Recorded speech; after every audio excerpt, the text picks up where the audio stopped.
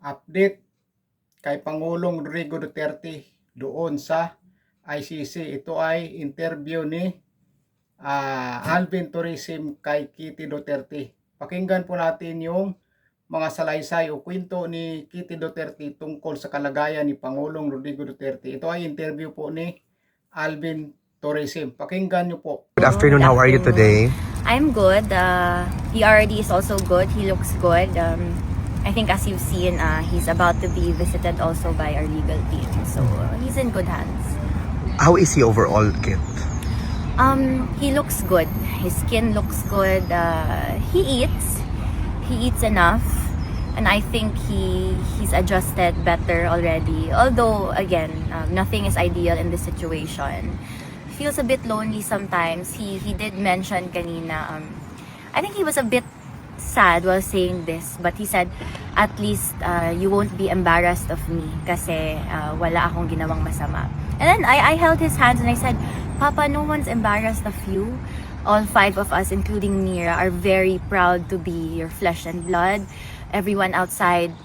And I mentioned also na pagpasok ko kanina, nandito na kayo, nandito si Alvin.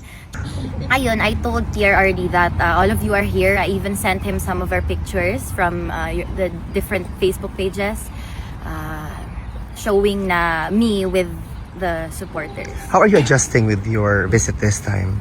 I think my time management is better. May patakbo pero hindi na masyado mabilis.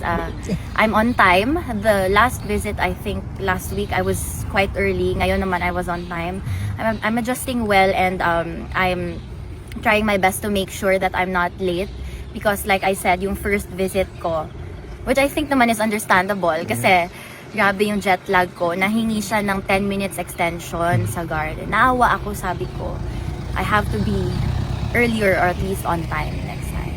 Kit, just to talk about the soon reading of the decision of the appeals chamber, no? What are your lingering thoughts about the reading of that decision, which is consequential to the Filipino people supporting your father and your I'm family? just really praying, kasi at the end of the day, it's beyond our control.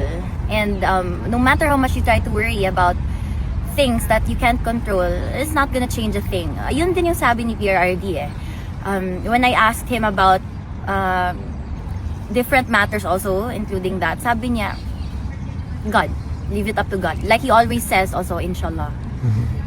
As the sister of the Vice President of the Republic of the Philippines, what's your lingering thoughts or your opinion about the unstoppable attack almost in all sides sa sister mo, sa family mo, particularly the impeachment complaint hurled against her? Like you said, Vin, unstoppable. So, I mean, these unsolicited opinions, everything, the harassment, it's inevitable. My family, most of them are in politics, obviously subject to criticism, scrutiny. It's always gonna be there. I have no lingering thoughts because in the first place, I don't lend energy or time to the things that, again, I cannot control. Kit, what's your message, just to conclude this interview, to the Filipino people following closely the proceeding, especially upcoming Wednesday? I'm grateful for your continuous support, mga kababayan ko. To be honest, I deem you braver than all of us because kami na pamilya, mga anak niya, hindi namin kaya manood actually. I think that everyone that's continuing to show support are the best people ever. Maraming salamat sa inyo. Like PRRD said, he hopes balang araw he can repay that loyalty. So maraming salamat sa inyo. I hope we never stop until he is home. Bring him home. So ayun, pasalamat po tayo at medyo daw gumanda ng kalusugan ni Pangulong Rodrigo Duterte. Talagang maayos na po. Talagang lumalaban si Pangulong Rodrigo Duterte sa kanyang kalusugan. Dahil alam po natin, lalabas at lalabas yan si Pangulong Rodrigo Duterte. Makakauwi po yan. Makakauwi yan dahil gagawin pa niya yung sinasabi niyang reckoning. May sinasabi siyang reckoning. Darating ang panahon ng reckoning. Yung mga taong naninira sa kanila at gustong mapabagsak sa kanila, may reckoning ayon kay Pangulong Rodrigo Duterte. Yan po ang sabi ni VP Sara Duterte. Na sinabi ni Pangulong Rodrigo Duterte na darating ang reckoning. At yan, lumalaban po si Pangulong Rodrigo Duterte. Pag yan nakakauwi at si BP Sara Duterte maupo bilang susunod na Pangulo, nako po, lalo pong matatakot yung mga gumagawa ng kasalanan dyan sa mga pamilyang Duterte at saka sa taong bayan. Biruin mo, nakakaawa si Pangulong Rodrigo Duterte. Sinabi niya, wala naman siyang ginawang kasalanan. Bakit siya ginaganyan?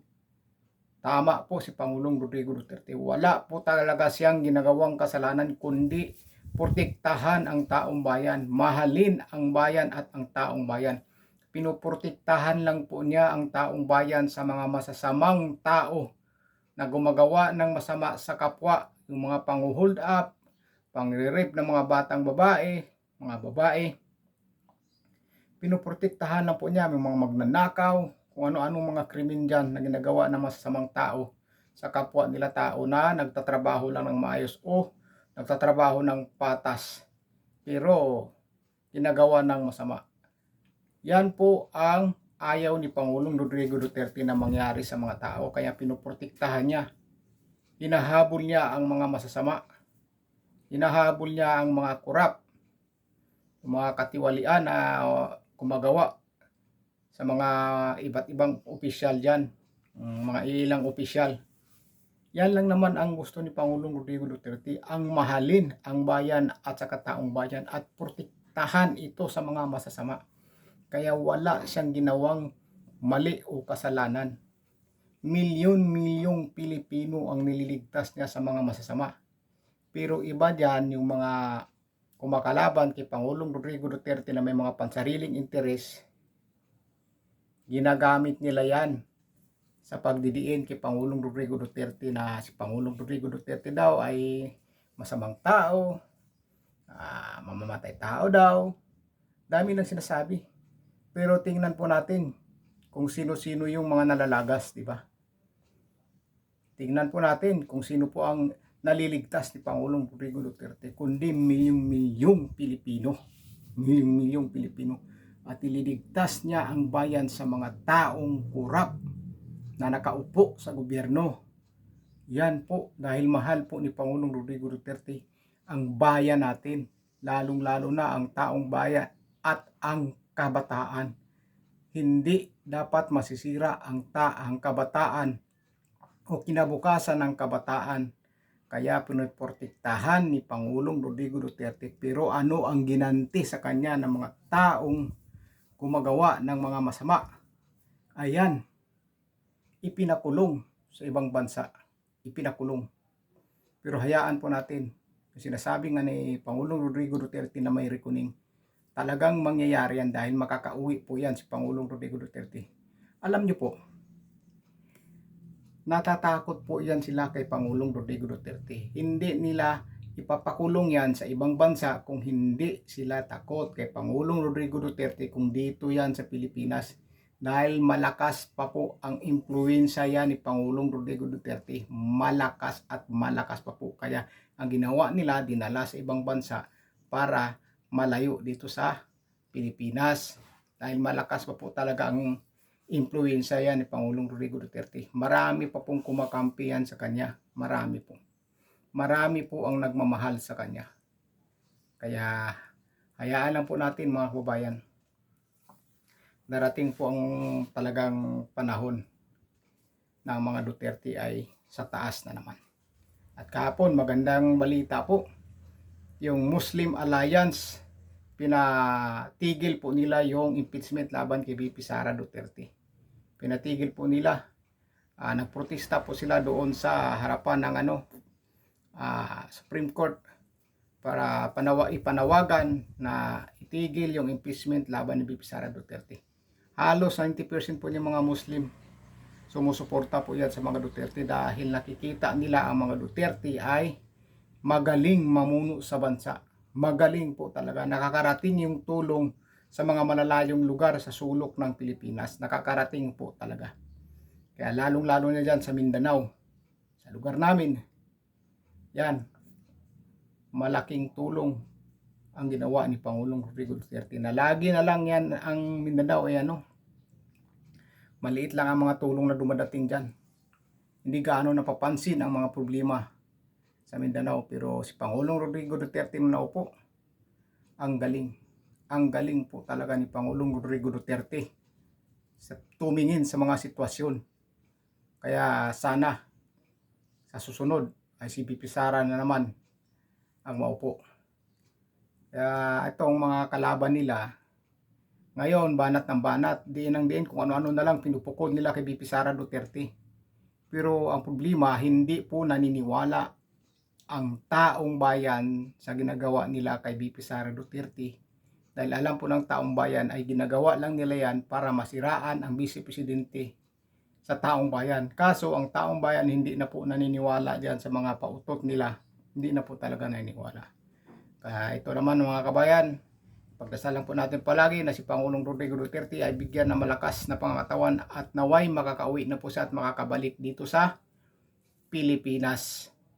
Para naman makakalubilo niya ang kanyang mga pamilya, makasama niya, lalong-lalo na yung mga supporters na nagmamahal sa kanya.